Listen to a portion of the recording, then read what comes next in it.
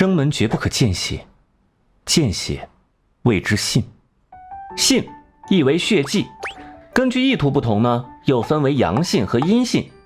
阳性为杀生求吉，阴性为济命破运。死者遭遇的正是后者，生门血性是最凶险的一种。你的意思是，凶手杀吴东吉是为了破商场的财运？只是猜测，也可能是出于别的动机，歪打正着。可是我们商场没有什么特别明显的竞争对手啊。周小姐，死者平时相信方术吗？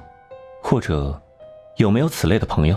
不，正相反，老板一向最反感迷信了，之前还因为有人传迷信谣言赶走过员工呢。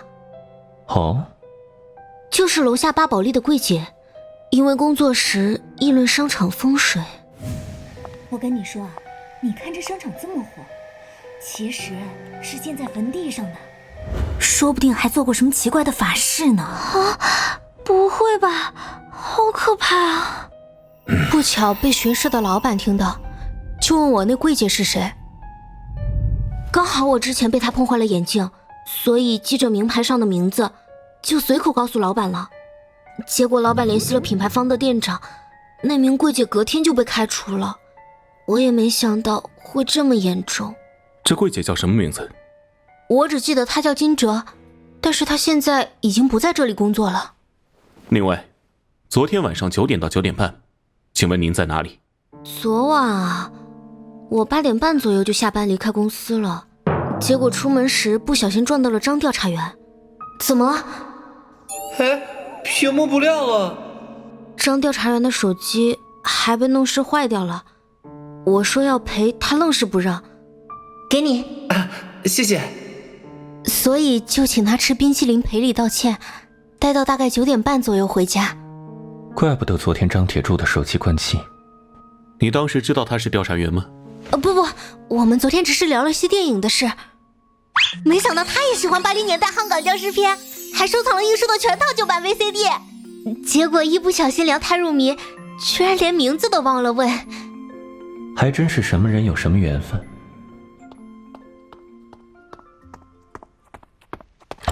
全队监控齐了，顺便苗组长那边有消息。看来是时候开个会了。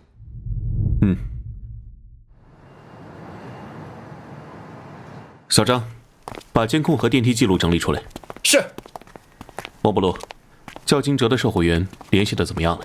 联系上了，不过人在郊区，下午才能赶到。这是什么？哦，李局亲自订的慰问盒饭，4菜1汤呢。也是，都下午了，把苗组长叫过来一起，咱们边吃边说吧。好嘞。开饭了，开饭了！饿了饿啦，4菜1汤我来啦！醋溜土豆丝，土豆炖冬瓜，辣椒土豆片，茯苓炸串，家全是素菜啊！知足吧，嫂子管得严，老李头1个月就200私房钱，还自掏腰包请吃饭，不错了。趁热吃吧。哟，还送了包脆脆肠。你瘦，给你补补。苗组长，验尸报告怎么样了？啊，尸体挺新鲜的，脑浆还热乎着呢，就是有点烤熟了，跟豆腐脑似的。跟之前初步判断的一样，死亡时间大致在昨晚9点到9点半，现场没有外人指纹。尸体脑壳中灌入的是机油，成分与办公室工具箱里的采样一致，双眼被挖去，伤口整齐无外翻，可以确定是死后造成的。那死因是什么？问得好，死因是窒息，没有挣扎迹象。窒息？可是窒息不应该很痛苦吗？怎么会没有挣扎？如果是吸入高纯度单纯窒息性气体，就不会痛苦。没错，正是。